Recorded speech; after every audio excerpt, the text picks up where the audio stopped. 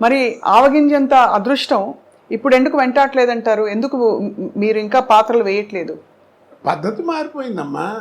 ఇప్పుడు ఏదో మారింది, కాలం మారింది, జనరేషన్ మారింది అంటారు. జనరేషన్ ఏం మారలా. సూర్యుడు తూర్పునే ఉదయిస్తున్నాడు, పడవనే ఉత్తరిస్తున్నాడు. పాఠ్యం ఇదే తదియే వాడుతున్నాం, చేస్తాం, వైశాఖం చేస్తాం, ఆ సడవని వాడుతున్నారు. అమావాస్య కూడా క్యాలెండర్ చూస్తే 2 నిమిషాలు అటు ఇటు వస్తుంది. అన్ని మతాల్లోనూ ఒకటే భావం ఉంటుంది. అన్నీ ఉన్నాయి, అవేం మారలా. మరి ఇంకా కాలం మారిందంటారు ఏంటి? మనం మారాం. ఎన్టీ రామారావు మొట్టమొదటి 50 ఏళ్ళప్పుడు 60 ఏళ్ళప్పుడు శ్రీదేవితో డ్యాన్స్ చేసే రోజున ఎలిఫెంట్ బాటంలోని ఇంత లూజ్ ఉండేది ప్యాంటు. అది వేసుకుని రోడ్డు మీద నడుస్తుంది, దుమ్ము నడిచేది. అదే డ్యాన్స్ చేస్తుంటే అబ్బా రామారావు ఏం చేశాడో, దుమ్ము లేకొట్టాడు డ్యాన్స్ అని. పిచ్చిదనం, మంచంతనం కదా. ఆ తర్వాత ఏమైంది? టైట్ ప్యాంట్ వచ్చింది. ఇప్పుడు ఎంత వచ్చింది? చించుకోవడం వచ్చింది. చక్కటి వాడు 1000 రూపాయలు పెట్టి ప్యాంటు కొనుక్కోవడం, ఇక్కడ అక్కడ మోకాళ్ళ మీద అక్కడ వాళ్ళే చింపుకుంటున్నారు. అవును, చింపుకుంటున్నారు. కాబట్టి మనం మారాం, కాలం ఎక్కడ మారింది? అది జనరేషన్ మార్పు అంటారు, అన్నీ ఒకటిదే. ఈ మధ్య వచ్చిన సార్ సినిమాలు ఏమన్నా మీరు థియేటర్లో చూడడం వీలైందా? మీకు వీలు పడిందా? ఏది ఈ మధ్య వస్తున్న సినిమాలని థియేటర్లో చూడడం వీలు పడిందా? సలార్ వచ్చింది, అంతకుముందు పుష్ప. ఏమి అసలు? ఎందుకంటే వెళ్ళినా మన సుఖం ఉండదు. ఏం కోటగారు ఈ మధ్యన రావట్లేదు, ఏంటి మీరు లేరు సినిమాల్లో, అది ఇదని ఈ ప్రశ్నలు ఎక్కువ అవుతాయి. మన చూడని ఎవరో వాళ్ళు సరిగ్గా చూడరు, అందుకని దూరంగా ఉంటాం. అందుకని దేవుడి దగ్గరికి వెళ్ళటానికి కూడా నాకు భయం. ఎందుకంటే వాళ్ళ కాన్సన్ట్రేషన్ పాడవుతుంది. అది అవును అవును.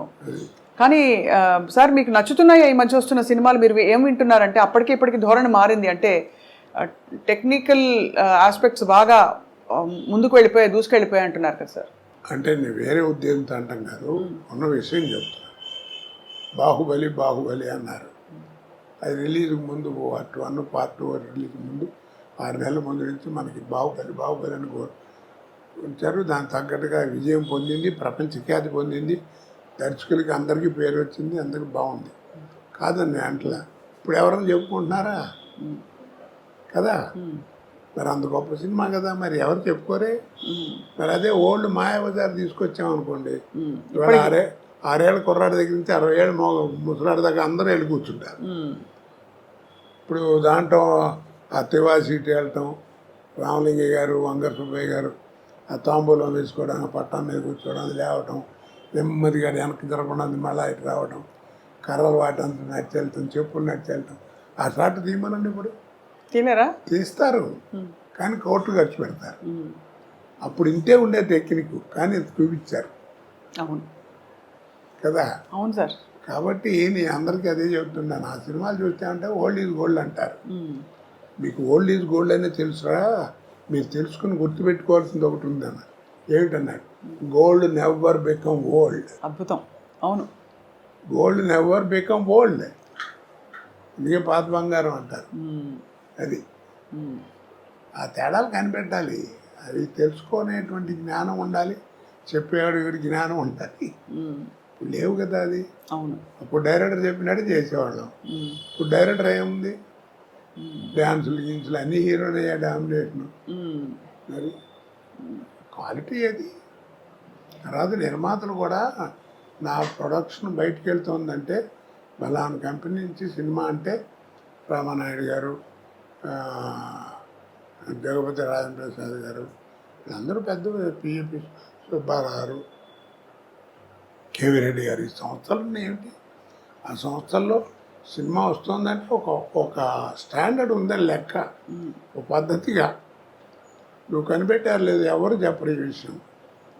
ఎవరు ఇప్పుడు నువ్వు విజయ సంస్థ సినిమాలన్నీ చూసావు కదా, ఏ సినిమాల్లో అన్నా మనిషి చచ్చిపోవడం కానీ తగలేయడం కానీ చూపించారు నీకు?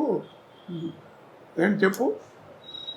మీరు చెప్తుంటే మరింత స్ఫురిస్తోంది. అదే మీరు చెప్తుంటే గుర్తొస్తోంది, అది చేయలేదని. ఎక్కడన్నా ఉందో ఏ సినిమాలో అన్నా లేదు కదా. మరి వాళ్ళు సక్సెస్ అయినాయి. మర్చిపోయాడని ఒక డైలాగులు చెప్పడం అంతే, పిచ్చి పిచ్చిగా చూపించడం లేదు. ఇప్పుడు ఏమిటో మంటలు పెట్టడం, దాంట్లో ఫేస్ చూపించడం, దాని మీద డైలాగులు చెప్పడం, ఏదో క్రోధం, ఇవన్నీ యారగెన్స్ చెప్పాలంటే అవేం లేకుండా ఎడ చేశారు. కాబట్టి ఆ స్టాండర్డే. డిక్షనరీ.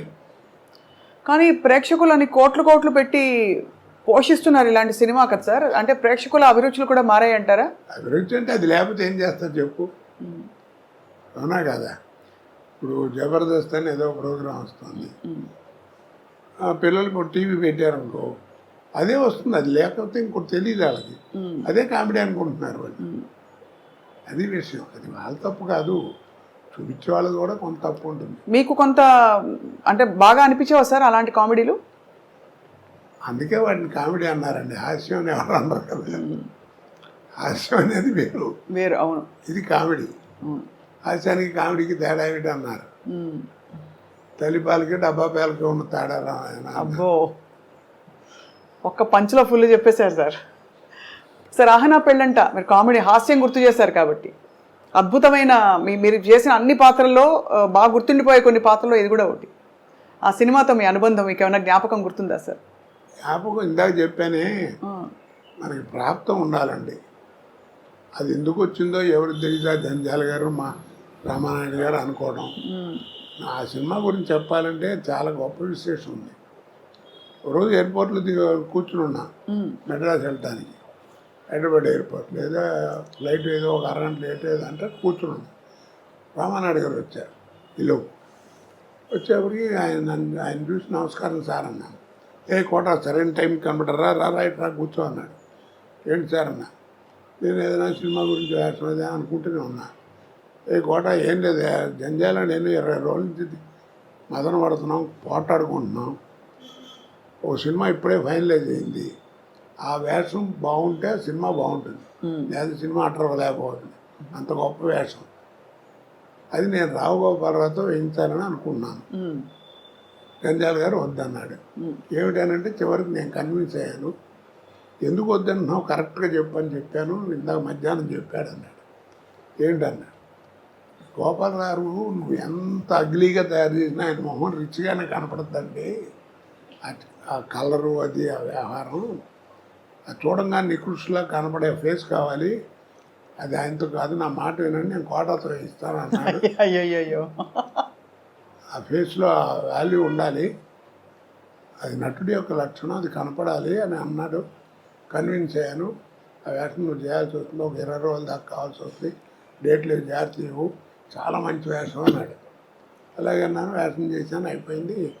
మీకు తెలిసేంత అఖండమైనది ఓపెనింగ్ ఫ్లోర్ ఇక్కడ రామానాయుడు గారు స్టూడియోలో ఫ్లోర్ ఓపెనింగ్. ఆ ఫ్లోర్ ఓపెనింగ్కి నేదురుమిల్లి జనార్దన్ రెడ్డి గారు అప్పుడు చీఫ్ మినిస్టర్ ఓపెనింగ్ వచ్చాడు. రిబ్బన్ కత్తిరించబోతుంటే నాయుడు గారు ఒక్క నిమిషం ఆగించారని, కోటాకి ఉన్నాడు వెలవండే అన్నాడు. ఏంటి నన్ను పిలుస్తున్నాడు, నేను వెళ్ళి ఉంచున్నాను. వీడి సినిమాలు చూస్తుంటాను, వీడి తంతు ఉంటాడు, ఇంకోటి ఉన్నాడే వాడు, వీళ్ళిద్దరు కామెడీ భలే ఉంటుందని సరదాగా మాట్లాడాడు. సరే ఈ లోపల టైం మొత్తం పోతుంది, ముహూర్తం కట్ చేశారు, అయిపోయింది. నేను అన్నాను, ఏంటి సార్ అక్కడే ఉన్నారు మినిస్టర్ గారు చీఫ్, ఏంటి సార్ నన్ను పిలిచారు అన్నాడు. మర్చిపోయానని చెప్పడం, ఈ ఫ్లోర్ వీడిదేనండి అన్నాడు నాయుడు గారు. అదేమిటి అన్నాడు.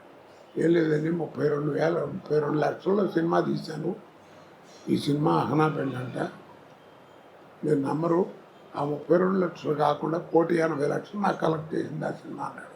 అబ్బాబ్బాబ్బా, ఆ రోజుల్లో 1.5 crore అంటే ఇప్పుడు ఎంత ప్రాఫిట్ చూడండి. అవును, ఆడపేరండి ఈ ఫ్లోర్కి అన్నాడు.